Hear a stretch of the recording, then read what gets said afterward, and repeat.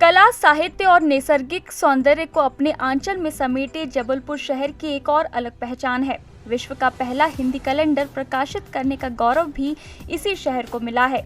वर्ष के पहले दिन से अंतिम दिन तक हर घर की मूलभूत आवश्यकता में शामिल हिंदी अंग्रेजी कैलेंडर का प्रकाशन इसी शहर से हुआ था।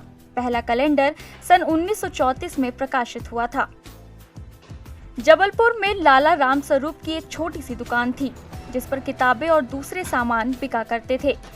लाला जी ज्योतिष में अच्छा ज्ञान रखते थे। उस जमाने में अंग्रेजों की छापे हुए कैलेंडर चलन में थे, लेकिन इस कैलेंडर में ज्योतिष, ग्रह, नक्षत्र, त्योहार जैसी जानकारियां नहीं होती थी।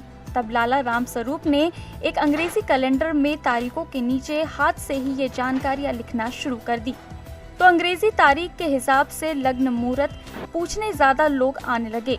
दूसरे साल लाला राम स्वरूप ने हाथ से लिखने की बजाय कुछ कैलेंडर छपवाए और अपने जानकारों को फ्री में बांट दिए। बस इसके बाद दूसरे साल से ही लाला राम स्वरूप के कैलेंडर की इतनी मांग आई कि लाला जी को बड़ी तादाद में कैलेंडर छपवाने पड़े।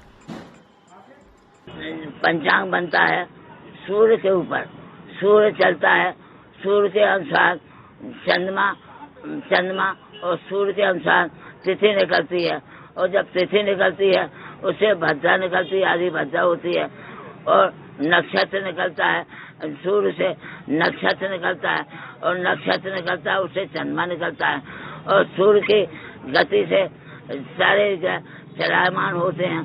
तो ये सूर्य, चंद्र, मंगल इनकी अलग अलग की जाती है, तो उससे ग्रह बनते हैं, और ग्रहों के अनुसार जब जैसे भ्रमण होता है ग्रहों का, उसके अनुसार संसार पर प्रभाव पड़ता है। लाला जी के पोते प्रहलाद अग्रवाल का कहना है कि भारत में जहाँ भी हिंदी बोली जाती है वहाँ हमारा कैलेंडर पाया जाता है। यूँ तो बहुत सारे कैलेंडर देश भर में छपते हैं, लेकिन जबलपुर की कैलेंडर पर लोगों का भरोसा है। वह इस समय 2021 के कैलेंडर को तैयार करने में लगे हुए हैं। शुरुआत सन 1934 के पूर्व से ही हमारे पिताजी के पास लोग अंग्रेजी तारीख के अनुसार तिथि और त्यौहार जानने आते थे।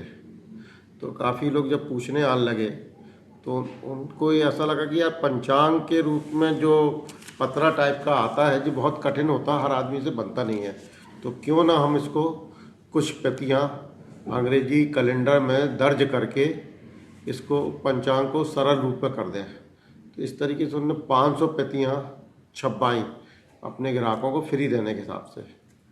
तो अगले सालों में उसकी डिमांड और बढ़ गई, तो उन्होंने कास्ट से आधी कास्ट उनसे लेना शुरू की ग्राहकों से, फिर और डिमांड बढ़ती गई, तो वो इस तरीके से एक व्यापार बन गया। इस साल के कैलेंडर में कोरोना वायरस से लड़ने और उससे बचने के सुझाव दिए गए हैं। लाला राम स्वरूप ने समस्या में समाधान तलाश, और यही समाधान आज एक व्यापार के रूप में है। इससे न केवल लाला राम स्वरूप के परिवार को बल्कि जबलपुर के बहुत सारे लोगों को भी रोजगार मिला हुआ है। ETV भारत, मध्य प्रदेश।